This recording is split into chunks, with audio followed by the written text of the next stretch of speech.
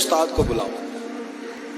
پہلا حکم، استاد جی بوڑھے ہو گئے تھے، چھڑی کے اوپر ٹیک لگا کے آئے اور بھویں سفید ہو کے جھک گئی تھیں، یوں آنکھ کھول کے بڑی مشکل سے دیکھا، کہنے لگے شہزادے حکم ہو۔ کب میں شہزادہ نہیں، اب میں بادشاہ بن گیا ہوں۔ استاد جی 22 سال بیت گئے، آپ نے مارا تھا، پر وہ درد چونکہ زیادتی کی تھی، میرا قصور کوئی نہیں تھا، تو نہ میری روح سے درد گیا ہے نہ میرے جسم سے گیا ہے، میں بے اختیار تھا، پوچھ نہیں سکتا تھا، آج با اختیار ہوا ہوں۔ سب سے پہلے پہلا حکم آپ کو دیا، بلایا ہے، بتائے کیوں مارا تھا، کیوں مجھے مارا تھا، میری زیادتی بتائے۔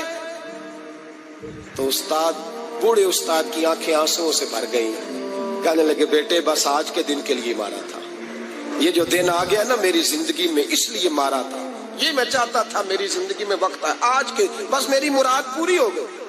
کہ صاحب کس لیے، مجھے بھی سمجھائے۔ آپ فرمانے لگے کتنی دیر ہو گئی تجھے مار کھائے ہوئے، کتنا زمانہ بیت گیا؟ کہنے لگا 22 سال۔ فرمایا زخم بھولے تو نہیں، درد ختم تو نہیں ہوئی، تمہیں بات 1 منٹ کے لیے بھی تمہارے حافظے سے محو تو نہیں ہوئی؟ کہ استاد جی روز رات کو یاد آتی، روز خیال آتا تھا۔ استاد کہنے لگے بھائی تو بے اختیار تھا، پوچھ نہیں سکا، 22 سال تجھے یاد رہا، مجھے پتا تھا تو ایک دن حکمران بنے گا، میں نے تجھے اس لیے مارا تھا کہ بیٹے یاد رکھنا، کسی پہ ظلم نہ کرنا، اگر تجھے 22 سال تک یاد رہا ہے تو جس پر تو ظلم کرے گا اسے بھی قیامت تک یاد رہے گا، اور یہ یاد رکھنا تو آج با اختیار ہوا تو تو نے مجھے بلا لیا ہے، قیامت کے دن غریب با اختیار ہو جائیں گے، مظلوم با اختیار ہو جائیں گے، وہ با اختیار ہوگے للہ الواحد القہار، رب کریم کی بارگاہ کے اندر ان کا اختیار ہوگا، اکیلے اللہ کی حکمرانی ہوگی۔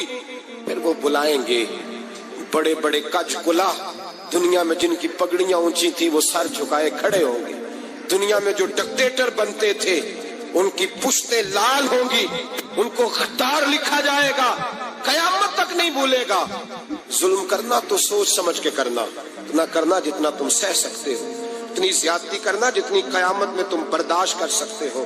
میرے نبی کریم صلی اللہ علیہ وسلم نے فرمایا ظلم سے بچو، یہ قیامت کے اندھیروں میں سے ایک اندھیرا ہوگا۔ زندگی میں زیادتی نہ کریں، اگر تھوڑی دیر کے لیے کوئی چیز برداشت کر جائیں گے تو وہ فائدہ دے جائے گی، کچھ دیر کے لیے اگر سہ جائیں گے تو نفع مل جائے گا، سہنے کی کوشش کریں لیکن زیادتی نہ کریں، نظر کو، سوچ کو، ذہن کو پاک رکھیں، اور میرے بھائی زندگی پوری ظلم سے بچیں، زیادتی سے بچیں۔ امیر المومنین حضرت جناب سیدنا عمر فاروق رضی اللہ تعالیٰ عنہ رات گھر میں تھے تو رونے لگے، بڑی دیر تک روتے رہے۔ والدہ اٹھی تو صاحبزادے سے کہنے لگی پتہ کرو تمہارے باپ کو کیا مسئلہ ہے۔ شہزادے آئے، کہنے لگے امیر المومنین والد گرامی کیا ہوا؟ تو حضرت عمر فاروق کہنے لگے بیٹا اپنی اماں کو بلاؤ۔ والدہ آ گئی، کیا بات ہے، کچھ طبیعت خراب ہے تو حکیم کا بندوبست کیا جائے۔ تو حضرت عمر کہنے لگے کچھ بھی نہیں، آج مسجد سے نکلا ہوں تو نبی پاک کے صحابہ میری تعریفیں کر رہے تھے۔ یہ حضرت فاروق اعظم کے وصال کے قریب کے دن ہے، تعریفیں تو حضرت یہ رونے کی بات ہے کہ خوش ہونے کی؟ آپ فرمانے لگے نہیں، سوچتا ہوں باہر تو میں اچھا رہا ہوں، پتہ نہیں گھر میں ہی کوئی زیادتی نہ ہو گئی ہو، پتہ نہیں تمہارے ساتھ بھی میرے معاملات ٹھیک تھے کہ نہیں، صحابہ تو تعریف کرتے ہیں، رو رہا ہوں تمہاری وجہ سے نہ الجھ جاؤں، بیوی ہی نہ کہے میرا حق ہی ادا نہیں کیا۔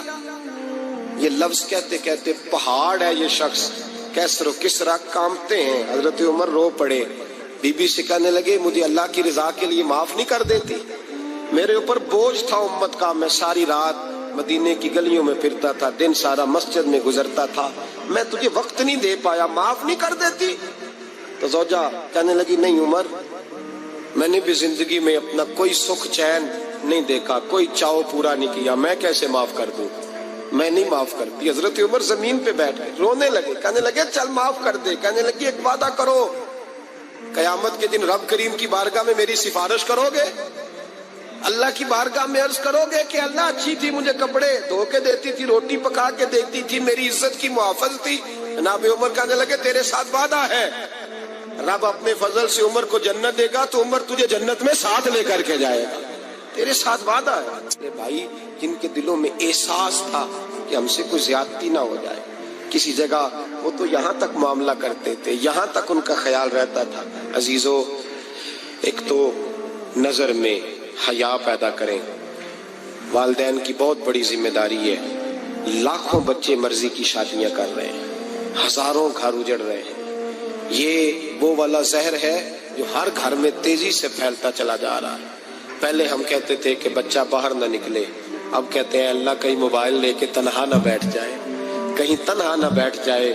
کیا بنے گا اس کا اگر یہ گندگی اور یہ ایسا نشہ ہے جو اجاڑ کے رکھ دے. بخاری شریف میں حدیث ہے, قاضی ایاز مالکی رحمۃ اللہ علیہ نے بڑی تفصیل سے لکھی ہے. راوی حضرت انس بن مالک ہیں. ایک بندہ بڑی دور سے آیا نبی پاک صلی اللہ علیہ وسلم کی زیارت کے لیے, بڑی دور سے. عرب کے جو سردار ہوتے تھے ان کے بڑے ناز نخرے ہوتے تھے.